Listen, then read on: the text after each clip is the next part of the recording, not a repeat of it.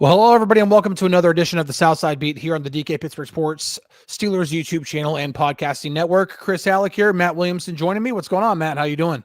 I'm great. How are you? I'm doing good. Officially off-season time. Let's roll, man. Yeah, the Super Bowl's over. I guess first reaction to Eagles versus Chiefs. That was a I did not see a blowout coming, especially with the Eagles blowing out the Chiefs. But yeah, just overall reaction to that game, because I had a few different takeaways, but overall reaction to that game. I've done some of my podcasts, on for DK's site around this, and I hope people don't take it too strongly.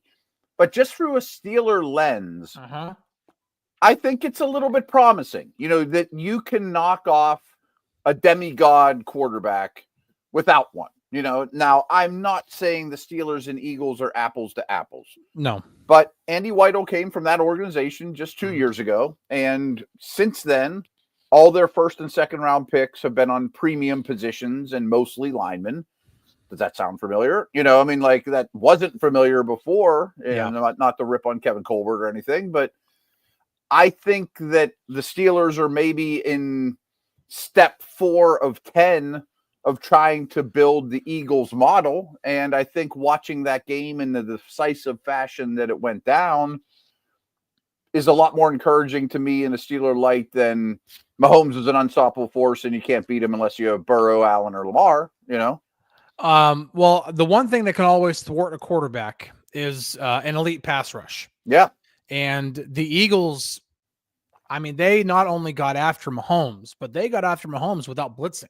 Like not once. 0 times. Yeah, not once. And so I wrote something in reaction to that game. As I'm watching the game, I'm like, this is the way the Steelers want to play defense now. Yeah. Like it's the days of Blitzburg are over. They're not going to be blitzing 40% of the time, 35% of the time anymore. They want to be a team that can rush 4, drop 7, and get after the quarterback still. Now, they did that this year, and their sack percentage was 0.3% less than the Eagles, even though the Eagles blitzed like 8% less of the time than the Steelers did. Yeah. And so that just goes to show that this model can work. You just have to have really good players up front. Yeah, right. And I think that the direction that they're going with prioritizing defensive line in this draft, especially, is probably a good indication of this is the way the Steelers want to play defense moving forward as well. And I'm going to take this a step further because, again, I know that Saquon and A.J. Brown and Devontae Smith are not in black and gold or Hurts. Yep. I know that. I'm just talking defense here. Yep. And I'm not trying to embellish this to make Steeler fans happy. I think the Steelers right this second have equal pass rushers than the Eagles. I'll take Watt over all those guys. Carter and Hayward are close. They might be deeper in green. They have more of them. Deeper. Yeah. They're definitely deeper. But the Steelers' edge guys are every bit as good. I have no doubt about that. At least they're on the same tier. Maybe you can argue. I in terms of pass rushers, they can stack up with Philly. I'm going to put it that way. But where they don't is their Quinion Mitchell. How many times I thought Mahomes really missed Rashee Rice in that game. They had nobody that could get open quick. Mahomes was destroying the Steelers in 2.1 seconds, which is exactly how they wanted to attack the Eagles, but they couldn't because they didn't have the corners. So I think the Steelers have the front 7 to play that way now, but if they could find another Porter, they may actually be able to pull it off to that degree. And even if you're not getting home with 4, well, then bring 5. Well, then bring 6. Then bring 7. No matter what, you're going to get home. Yeah, no, for sure. I see what you're saying for sure. I was looking this up because I thought the same thing, especially in that game, that, well, the Steelers definitely don't have the coverage on the back end that the Eagles do. No. But there was one that I started really digging into the stats just from the Super Bowl and then also throughout the season. And a lot of it was, how did I put it? It was an extreme version, but not a deviation from the way the Eagles played throughout the season. They got to Mahomes on an average of 2.64 seconds. Wow. Without blitzing. What Mahomes normally saw throughout the year was 2.93 seconds, which was the second longest time that any quarterback had throughout the league. Lamar Jackson only had more time. And part of that was Lamar creating for himself too. Sure. You run around for 6 seconds, it's used it a little bit. Yeah, right. But that's that means on average, Mahomes was getting pressured in 2.64 seconds when the Eagles were only rushing 4 guys. That's not coverage. That's just great. We're better than you up front. Yes, that's 4 beating 5 right. A lot of the time. And so that's why, now granted, that's one game. If the Eagles play the Chiefs 10 times, are they going to get to Mahomes that quickly, that often in all 10 games? No, probably not. And that's where you still have to consider coverage on the back end. That's where you have to look at the Steelers and be like, they need another outside corner. They need a better slot corner. I like their safeties with Minka and Deshaun Elliott. Like that's why I said, like, on Christmas, why didn't the Steelers do that on Christmas then, Matt, if they have as good a pass rushers? I'm like, well, because the ball came out like Mahomes' fastest time of his life on that game. It was like 2.1, 2.2 in that particular game at Acrisure, and the Eagles didn't allow him to do that. Now, one other thing, too, that I think is noteworthy is I think Andy Reid screwed up because 100%. 81% of Mahomes' dropbacks in that game, they put 5 men into a pattern. Like, what are you doing? I mean, why isn't Samaje Perine in every snap? I mean, after the first series, when you realized you couldn't block these guys, like, what are you doing? Yeah. We have a comment here for those watching live. It says, should we prioritize corner higher in the draft? We can still get a very productive D line in the second and third round. I agree about the depth when it comes to defensive line, because the defensive line might be the deepest position in the class. It might not be. I think tight end, from everything that I've heard, is the best position in the class, but defensive line might be second best. But it also and running back, those 3 are far away. Yeah. But cornerback is a priority for the Steelers. I don't think that just because they didn't study a lot of them at the Senior Bowl doesn't mean that they're not going to talk to a lot of them in Indianapolis at the Combine, or bring in 5, 6, 7 of them during the 30 allotted pre-draft visits or anything like that, or talk to any of the pro days. But there's also free agency to consider there, because there's some good cornerbacks in free agency. So there are a number of ways you can address cornerback. Sure, the draft is a great place to do it, but the cornerback is not as strong of a position in the draft as defensive line. And I think that's why when you look, same as it was last year. Let's go back to last year. And then after this, we're going to take a quick break and kind of pick this up. But last year, the Steelers looked at that tackle class and were like, we got to get one. I got to get one. Right. Yeah. And I'm fishing in those waters. There's a lot of fish in those waters. I'm fishing in those waters. Yeah. Now, same with D-line this year. Yeah. Right. That didn't mean that if they didn't get Faltanu in the first round, that they couldn't have got a good tackle in the second round, but they made it a priority. They were like, we got to get one of these guys. I know they liked a few of them out of that class, and they were like, we got to get one of them. Doesn't matter how we do it. We got to get one of them. I know they really liked Fuaga, and then they ended up getting Faltanu. This year, they might just really like 3 or 4 of those defensive linemen and be like, we got to get one of them. And we're going to learn more about that once we're in Indianapolis and throughout the rest of the draft process. But that just might be why defensive line is one of those situations, and why it's one of those priorities, and why, and the Eagles are pretty much showing why, that you can win. You can play defense playing the way that the Steelers want to play it. Yep. I know we got to get to a break, but just to answer that question, I would not be one bit surprised if their big ticket UFA, quarterbacks aside, is a corner. Oh yeah. Maybe they knock that out in a couple weeks, DJ Reed, Byron Murphy, there's quite a few names that, give and just eliminate it then, and boom, and go fishing in the D-line, running back, wide receiver waters, in the draft, et cetera. 100%. All right, well, let's go ahead and take a break. And when we come back, there was a rumor that got started and it took off. Oh, yesterday. Man. So we'll hit on that, plus the rest of the offseason right after this. At DK Pittsburgh Sports, we take pride in coverage that connects our city's fans to their favorite teams. Now, that connection's stronger than ever. Introducing our all-new state-of-the-art app. Find expert inside reporting and original podcasts. Check live box scores. Track the latest stats. Chat it up with our community of thousands of fans, all in one place. the new app from DK Pittsburgh Sports. Coverage that connects. So a report came out from Big Ten Network's Ryan Burr yesterday. We're recording this Friday, so it came out Thursday, that the Steelers had contacted the Jaguars about a potential trade for Trevor Lawrence. And then he went on to speculate that the Steelers would be giving up a first-round pick and a second-round pick in order to do that. Of course, that got everybody talking because the Steelers need a quarterback. And just as it was last offseason, anytime a quarterback is possibly available, the Steelers will be attached to them in rumors some way, somehow.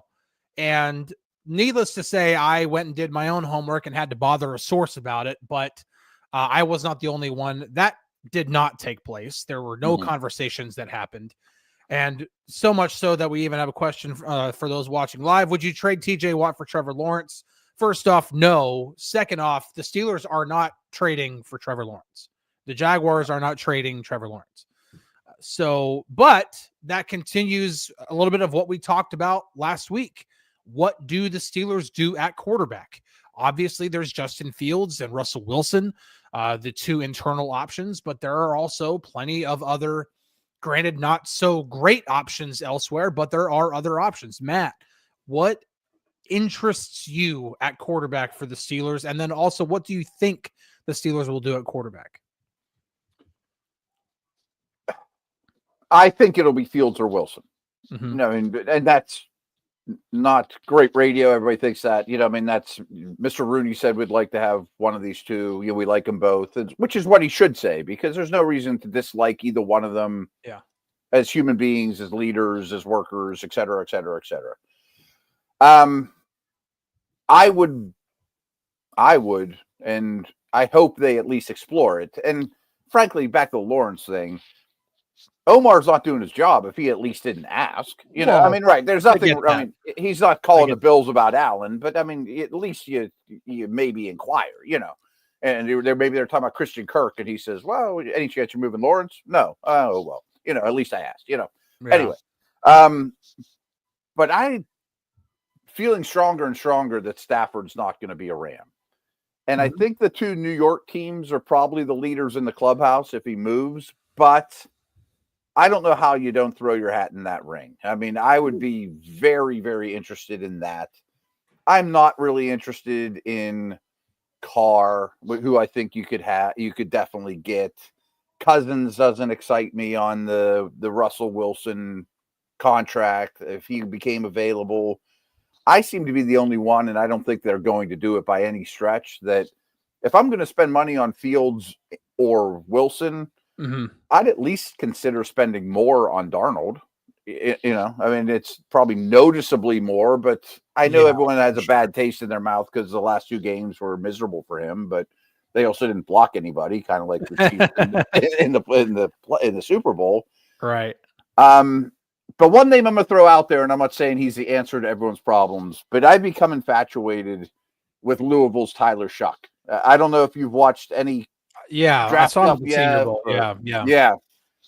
I think he's going to be an NFL starter. Now, I'm not sure he's going to be Joe Burrow, but I would strongly consider taking him on day 2 and pairing him with Wilson or something like that. I just want to throw that name out there. I want him to be a Steeler. Okay, so I'm interested in the Matthew Stafford thing, because I've said that if the Steelers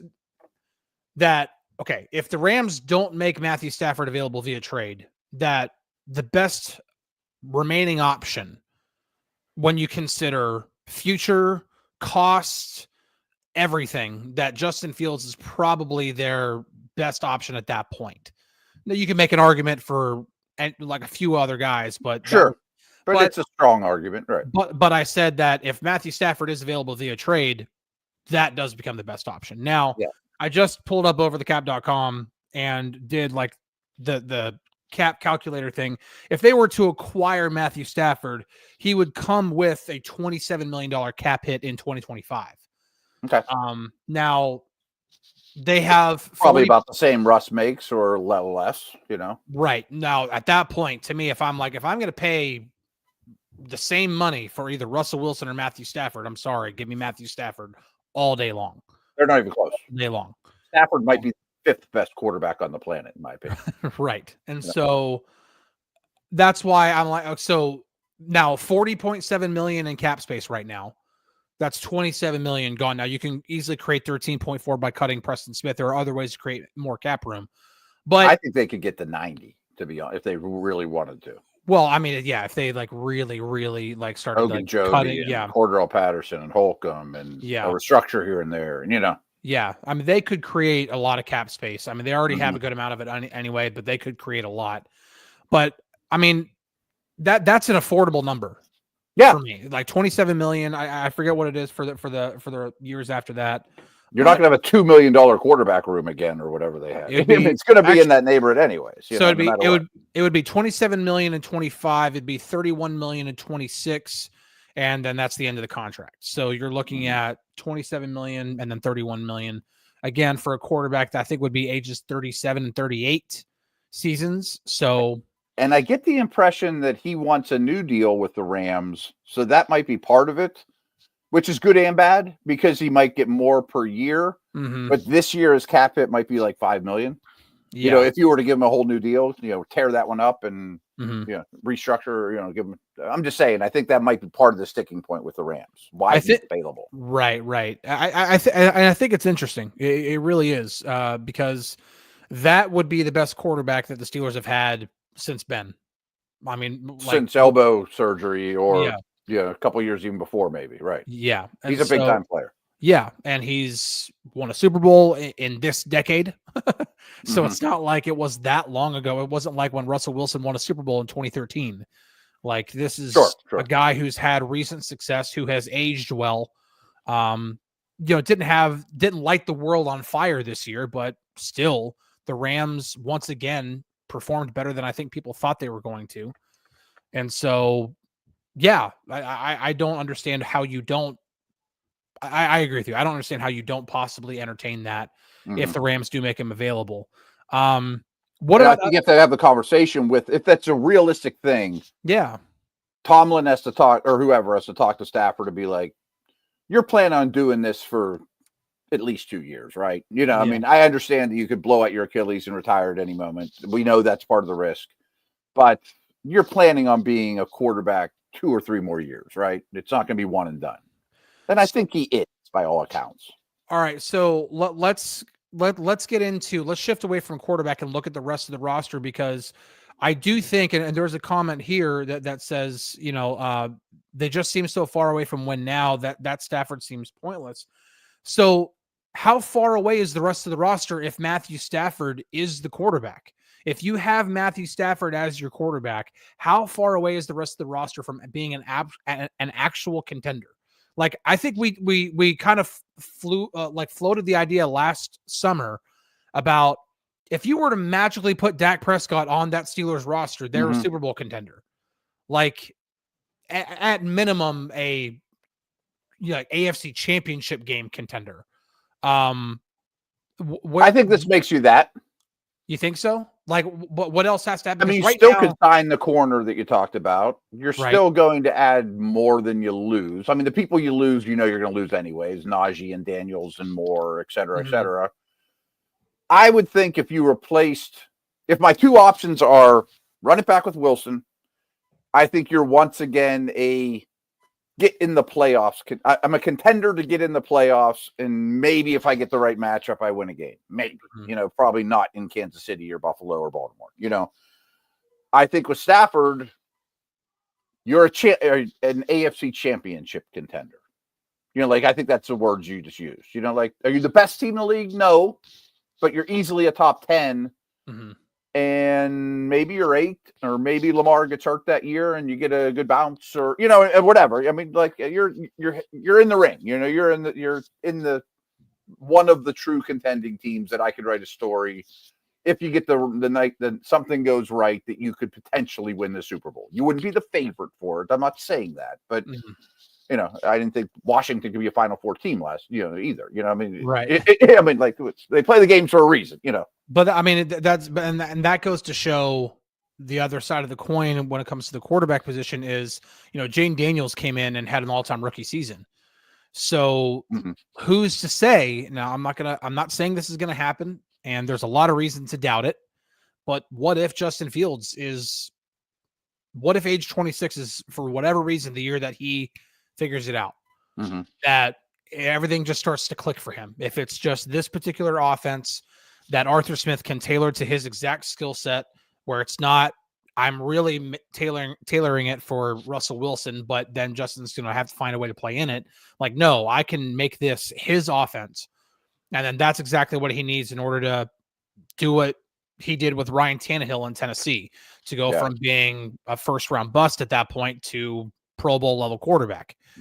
And then all of a sudden at that point, that changes everything, and Justin Fields turns into a very cost-effective option at quarterback, but it's also a risk. That's the home run. I mean, that's the best case scenario of any of this, because he wouldn't cost you a draft pick either. You keep all your picks. With Stafford, they're not going to give you Stafford for free.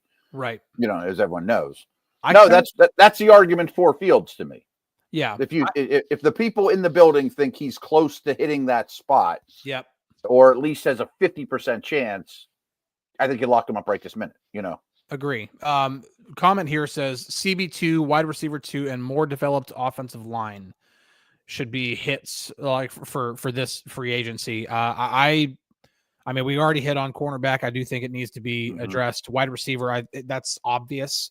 Whether that is, I think that definitely will happen. And actually, you know what? Let's go ahead and talk about receiver, because the Steelers have been tied in rumors to Deebo Samuel, to Cooper Kupp. There are a number of different options in free agency. Obviously, there's the draft. That's not the greatest draft for receivers, but there are still plenty of options in the first 3 or 4 rounds. What do you like at receiver? Do you think this should be mainly free agency, both free agency and the draft? Do they need to get a big time guy? Do they need to get Cooper Kupp or Deebo Samuel as they're aging? Or do they need to just throw all the money they possibly can and steal T. Higgins away from Cincinnati? What do they need to do at receiver? Because it seems like a really important position.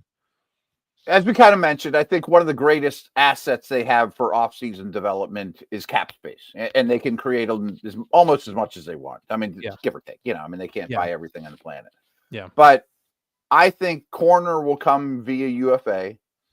I think a receiver will come via trade. And there's a couple of reasons I mentioned this too, because it's not nothing, but it's important to me, is you're going to lose Daniels, Moore, at least one quarterback, maybe 2, Najee. You're going to get comp picks this time next year. I think they would love to get guys via trade and use their cap space and a lesser pick than spending a lot of money in UFA outside of corner. Because you pick up an extra third or a third and a fourth in the comp game next year when you might be really quarterback hunting, like, I think that's part of the plan, Yeah, for sure. That has to be something you factor in. 2 offensive linemen are going to get a lot of money on the free agent market. 2 quarterbacks are going to get money on the free agent market. I mean, like, these are expensive positions, and that's how the comp game works. So I think they will add via trade cheaper than people think in draft pick compensation, because they'll pick up the contracts, a brand name receiver, Deebo, Kupp, Hill, somebody that's a brand name dude, or Adams if he's cut. I mean, like, some of those are kind of pie in the sky, but like, Kupp's not a great player still. I don't think he's a cost a ton. I mean, he's a good player, he's useful. I don't think any of those guys are great receivers anymore. Like, I'm being Adams and Tyreek are pretty close. Well, okay, yeah, you mentioned Hill. I don't think Tyreek's going anywhere though. Like, I'm Their cap's a mess. Yeah, I mean, it is. I mean, never say never, but I mean, they just signed him to that new contract last summer. I have a hard time thinking that they're gonna move on from him that quickly. But when you look at Cooper Kupp and Deebo Samuel and Devontae Adams, like, Devontae Adams might be the best of those 3 right now. Maybe. I think so. So, I mean, sure. look into that. But either way, all three of those guys are way better than the number 2 that they had last year. I mean, that's the one thing that I keep hearing is, Debo's washed and Cooper Kupp can't, isn't anywhere near what he was in 21. Like, I agree with you, but that help you win way better than what they had. It's way better than rolling out Van Jefferson as your number 2 again. I mean, if your top 3 receivers next year top 4 are George Pickens, Cooper Kupp, Calvin Austin, and Roman Wilson. That's better than last year. They would have killed for that this year. Yes, and you're not even talking about the draft. What if they get Jaden Higgins in the second round? What if they get another guy that's, maybe a high floor type of guy in the third round? There are plenty of options to upgrade at receiver. I do think they're going to solve that a little quicker this year than they did last year. But let me throw one receiver thing at you. I think it'd be dirt cheap. I would not object. I'm not saying I love it. I would not object to. I definitely want to bring back Skoranek, and I think he can play on offense. Special teams guy, good time special teams, but I think he might be one of your 5. I would not object to bringing back Mike Williams. I think it'd be dirt cheap. I know it doesn't move the needle. No, but it might allow me to trade Pickens if I really want to. Because he could be my downfield guy. I'm talking like $3 million a year. 1 year, $3 million. I don't think he's going to have a market. Bring him to Latrobe and see what happens. I mean, maybe even cut him. I wouldn't mind seeing him run around Latrobe and see what he looks like. Yeah. But I'm aiming bigger. I'm not saying in light of 100%. In addition, you got to have. The one thing the Steelers cannot do this year is go in with just a bona fide number 1 and that's it.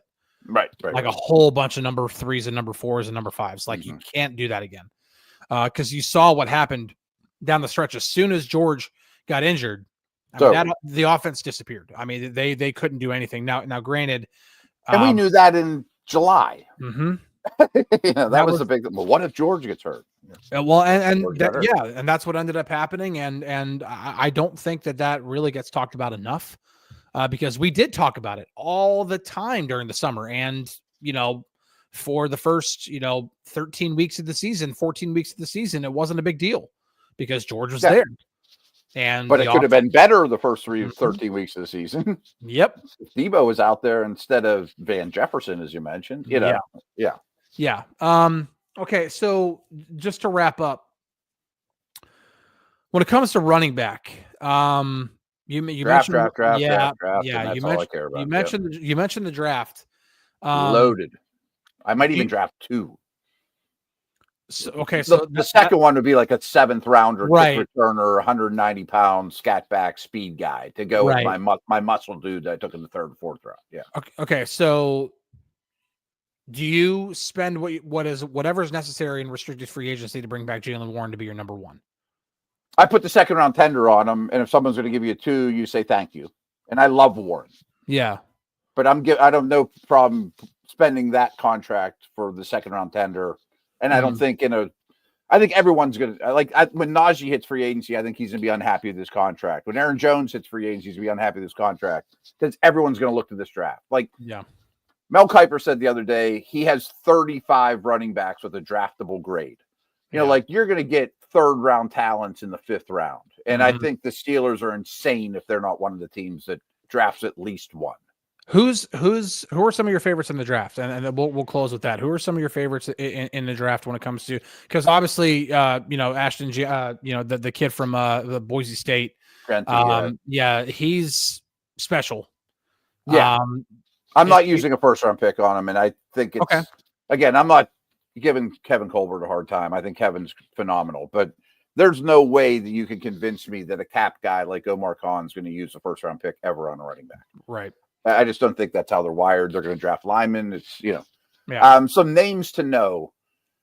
So Gentry's number 1. He's going in the 1st round. The 2 Ohio State kids, Henderson's a speed guy. I think they're going to be after a big banger, which is Judkins, the other Ohio State guy. if I'm using a second round pick or a premium pick, it's on a Marion Hampton from North Carolina or Caleb Johnson, who's an exceptional zone runner. I love Caleb Johnson. Yeah, those two to me are potential Pro Bowlers, you know. Devin Neal's exciting. I really like Devin Neal too. Yeah, I like him in the 3rd round, possibly. Yes. Damian Martinez from the U is not much of a receiver, but he's really hard to tackle. I think people know Cam Scatabo by now from Arizona State. I've been hearing really well. I think he fits in really well, but I talked with every single scout that I talked with at the Senior Bowl. I asked about Scatabo. Did you? And they all said the same thing. That workload in college, though.